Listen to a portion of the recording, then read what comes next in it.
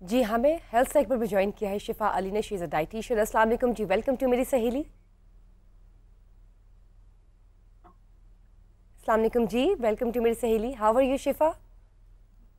वालेकुम अस्सलाम जी। अल्लाह का शुक्र, मैं ठीक ठाक। आप जी कैसी जी, हैं? बहुत बहुत शुक्रिया जी। शिफा अली, मुझे ये बताइए, हम बात करना चाहेंगे डिहाइड्रेशन पर। डिहाइड्रेशन की क्या मेजर वजूहत होती है जब हम बात करते हैं गर्मी के मौसम में? डिहाइड्रेशन किन कमियों की वजह से हो जाती है आपकी बॉडी में? हाँ, डिहाइड्रेशन का मतलब है पानी की कमी हो जाना। क्लिनिकली इस तरह के साइन सिम्टम्स हो जाना जिसमें आजकल के मौसम के हवाले से अगर मैं बात करूं तो मौसम की में गर्मी की शिद्दत की वजह से पसीने का अखराज, इतना ज्यादा पसीना निकलना और उसको हम्म। रिप्लेस ना करना, यानी आप एडिक्वेटली पानी उतना या कोई भी फ्लूइड्स उतने नहीं ले पा रहे, हम्म। जिसकी वजह से तबीयत बिगड़ जाती है या जिस्म में हीट जो है वो ज्यादा हो जाती है और बॉडी अपने आप को कूल ऑफ ठीक से नहीं कर पाती।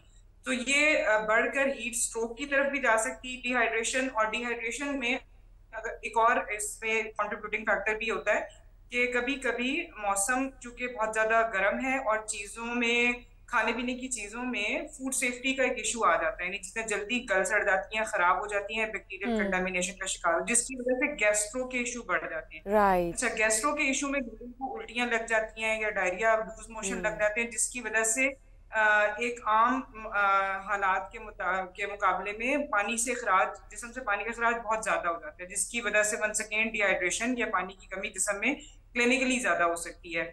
और ये खुदा ना खास्ता फिर ज्यादा बढ़ जाए और उसको रिप्लेस ना किया जाए अगर पानी को मुनासिब तरीके से मुनासिब वक्त पर, तो ये खतरनाक भी साबित हो सकती है, तो शिफा, गुर्दों को वो भी खराब कर सकती सिम्टम्स क्या होते हैं कि आपको, एक इंसान को पता चल जाता है कि उसके डिहाइड्रेशन हुई हुई है? है।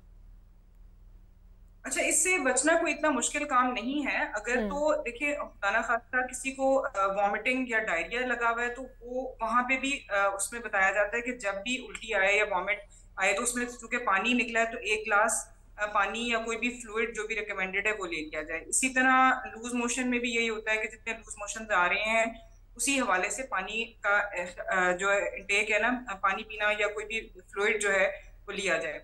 अच्छा ये दूसरी चीज ये होती बताएं है कि शिफा, कुछ लोग ज्यादा। जी। वर्किंग लाइफ में भी और वैसे भी नॉर्मल लाइफ में भी आपको हाँ, कब मालूम हो सकता है कि आपकी बॉडी में कोई चेंजेस आ रही है और ये डिहाइड्रेशन की तरफ इशारा कर रही है? अक्सर लोगों को नहीं समझ आता बताने कि क्या लगी हो रहा है उन्हें। तो ज्यादा तो रिस्क सिम्टम्स क्या होते हैं, ऐसे अर्ली लोग जो सिम्टम्स, कि आप उसको उसी वक्त पकड़ ले? उसमें उसमें इंपॉर्टेंट चीज ये है कि कुछ लोग रिस्क पे ज्यादा होंगे, जिनको स्वेटिंग बहुत ज्यादा होती है, जिनका हीट का एक्सपोजर ज्यादा है, जो बाहर ज्यादा फिरते हैं। और उसके अंदर सबसे इंपॉर्टेंट चीज ये है कि आपको एक तो प्यास, आपका थर्स्ट मैकेनिज्म ट्रिगर हो जाएगा, प्यास ज्यादा लगेगी, लेकिन सबसे इंपॉर्टेंट चीज है कि यूरिन का कलर डार्क होना शुरू हो जाएगा और जो यूरिन है वो कम क्वांटिटी में आना शुरू हो जाएगा। आप ये नोट करेंगे कि आप उतना फ्रिक्वेंटली वॉशरूम नहीं जा रहे और बहुत कॉन्सेंट्रेटेड यूरिन आ रहा है, या फिर और चक्कर चक्कर भी आना जो आते है हैं, डिजीनेस या दिखता है। BP low, pulse down, weakness. ऐसा कुछ भी होता है? कराना, होना, इस तरह की चीजें भी हो सकती हैं। वो बाद में वो और ज्यादा, यानी इस बंदे में काफी डिहाइड्रेशन बढ़ चुकी है। लेकिन अगर सिंपल स्वेटिंग भी किसी को ज्यादा हो रही है तो इट्स अ साइन कि वो अपने आप को रिप्लेस करें और पानी जो है या कोई भी फ्लूइड जो है वो मुनासिब तरीके से इस्तेमाल करें। अच्छा, वाटर इनटेक क्या होनी चाहिए क्वांटिटी? अक्सर कहा जाता है कि दिन में 8 से 10 गिलास पानी पीने चाहिए, तो क्या ये भी मेजर रीज़न है कि आजकल लोग पानी बहुत कम पी रहे हैं तो डिहाइड्रेशन की तरफ जा रही है सिचुएशन?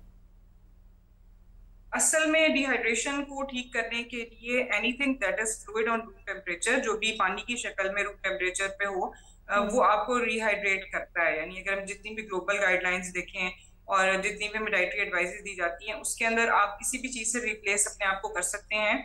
पानी हो सकता है या पानी, दूध हो सकता है या लस्सी हो सकती है। उसके अंदर 6 से 8 ग्लास तक पानी जो है, यूजुअली ये यूरिन के वॉल्यूम को देख के देखा जाता है कि नॉर्मल हेल्दी एडल्ट जो है ना, एक दिन में उसको जिस्म से पानी का अखराज तकरीबन 1.5 लीटर तक होता है। तो 1.5 लीटर के अंदर 6 6 ग्लास पानी आता है। तो हम हम्म। ये कहते हैं कि ये सिर्फ वो वाला पानी, आप अगर आप 6 ग्लास पानी पीते हैं तो सिर्फ ये वो वाला पानी है जो जिस्म से निकला है। तो इसको ऑप्टिमाइज करने के लिए, मैक्सिमाइज बेहतर रिजल्ट लेने के लिए आप इसको 8 ग्लास तक भी ठीक लेके जा ठीक सकते ठीक। हैं, 8 से 10 तो ग्लास ये इसके मुनासिब है। हिसाब से और वेरी सिर्फ करता है, जरूरी नहीं बॉडी टू बॉडी, कि आपने कि कितना इसके वाटर जरूरी इनटेक नहीं है कि रखनी है, सिर्फ राइट? फ्लूइड से ही आपको पानी आए, आपको खुराक से भी आ जाता है। बहुत सी ठीक है खुराकें भी शिफा, हमें ये ज़रूर सजेस्ट करते बताइए, हैं। जी। जब हम बात करते हैं पानी की, आपने बात की, आपने रूम टेम्परेचर की जी। बात की, तो अक्सर ठंडा पानी पी रहे होते हैं सब। ठंडा, ठंडे से ठंडा, मतलब आपके पास ठंडा पानी आएगा तो कोई ये कहेगा कि नहीं मैं तो इससे भी ज़्यादा ठंडा पानी पीता हूँ। तो वो साइकोलॉजिकली आपको प्यास आपकी बुझा रहा होता है, लेकिन ठंडे पानी वाकई इज गुड फॉर हेल्थ, या रूम टेम्परेचर वाला ही पानी पीना चाहिए गर्मियों में भी? नहीं, वो जो मैंने बात की थी ना कि रूम टेम्परेचर पे जो चीज फ्लूइड हो वो एज अ फ्लूइड काउंट होती है, वो ताल्लुक पानी के टेम्परेचर और सेहत से नहीं है। असल में वेदर अप्रोप्रिएट टेम्परेचर पे पानी पीना चाहिए। नहीं, अगर बहुत ज्यादा गर्मी के दिन है तो it's better to drink cool water, थोड़ा सा ठंडा पानी लिया जाए ताकि आपकी जो हीट का जो मैकेनिज्म में ट्रिगर हुआ हुआ है, ज्यादा आप गर्मी लग रही, उसको कूल ऑफ करने में भी वो हेल्प करेगा।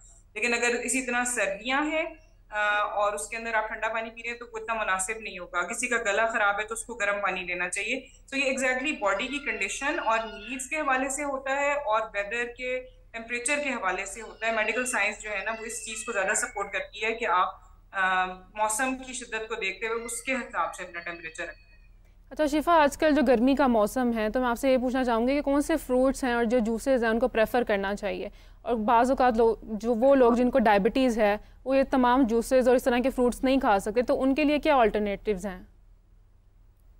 हाँ, juices might not be the first option to replenish water for everyone. मतलब जरूरी नहीं है कि हर किसी को जूसेस बेहतरीन चीज हो, बिकॉज उनमें नेचुरली प्रेजेंट शुगर होती है वो भी बहुत ज्यादा आ जाती है। And Pakistan being one of the top most diabetic country में भी इतनी अच्छी चीज नहीं है। तो इसलिए हम ये कहते हैं कि दूध, लस्सी, सादा पानी, नींबू पानी ये बेहतर ऑप्शंस हैं। और इसके अलावा आप डायबिटिक्स की अगर बात करें तो उसके अंदर आप कॉफी भी हो सकती है। अच्छा, contrary to the popular belief कि आमतौर पर एक बात समझ जाती है कि चाय हमें रिहाइड्रेट नहीं करती, तो चाय भी एक फ्लूइड है, वो भी आपको कर सकती है। इसी तरह शोरबा जो आप लेते हैं वो भी आपको कर सकता है। लस्सी जैसे रायता अगर आप पतला सा बना के लेते हैं वो भी आपको रिहाइड्रेट कर रहा है। दूसरी आपने ये भी पूछा कि बहुत से फल और सब्जियां ऐसी हैं, तो वो कौन से हो सकते हैं। गर्मी के मौसम में खीरा जैसे है, उसमें चीनी भी इतनी नहीं होती। खीरा तकरीबन 80 to 90% आप खीरे का डायरेक्ट इंटेक ले सकते हैं या उसका जूस बना लें या उसका? नहीं, आप उसको वैसे भी खा सकते हैं। Might not be very और उसके बाद पानी पीने या ना पीने की भी कुछ मिथ सी है या बाकी मेडिकल प्रूवन किया गया है? कहा जाता है कि वो ऐसे फ्रूट्स या वेजिटेबल्स जिनके अंदर पानी बहुत ज्यादा हो तो उनके बाद पानी नहीं पीना चाहिए।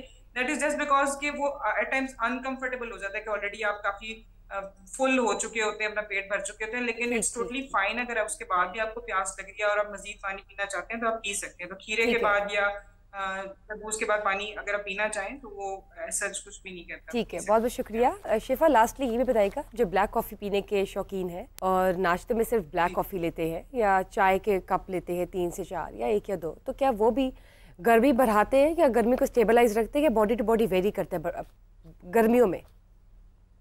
एज पर मेडिकल साइंस सुबह सवेरे कॉफी या चाय का कप लेने से बॉडी पे कोई नेगेटिव असरात नहीं होते, बल्कि ये जिगर की चर्बी, लिवर फैट को कम करने में और बहुत सी चीजों में फायदा मंद है। इवन के जो चाय के टैनिन्स हैं वो भी फायदा मंद देते हैं। लेकिन अगर किसी को मैदे की तेजाबियत के बहुत ज्यादा मसाइल हैं तो उनको ट्रिगर कर सकती है, but that is only a certain population. आप उसको गर्म लेना चाहते हैं या ठंडा लेना चाहते हैं, ये आपके अपने तबीयत पर है। किसी का गला खराब है, कोई सुबह उठ के गर्म वार्म फ्लूइड्स पसंद करता है, that is totally up to them. लेकिन इसके साथ सिर्फ एडवाइस ये है कि ये एट टाइम्स ऐसी सुबह सुबह कॉफी या चाय आपकी एपेटाइट को थोड़ा सा कम करती है, तो ये चीज आपके एक अच्छे हेल्दी न्यूट्रिशियस ब्रेकफास्ट को रोक ना पाए। उसके बाद आप एक न्यूट्रिशियस ब्रेकफास्ट रोक लें, बट सर्टेनली अगर आप सुबह कॉफी या चाय ले रहे हैं that is certainly contributing to your total daily fluid intake. वो जरूर आपको रिहाइड्रेट कर रहा होता है। ये बड़ा मिथ है कि जी वो बॉडी से पानी निकाल देता है, ऐसा है नहीं। This is not been proven through researches. बहुत बहुत शुक्रिया, बहुत बहुत शुक्रिया आपका। Thank you Shifa, thank you for being part of milli.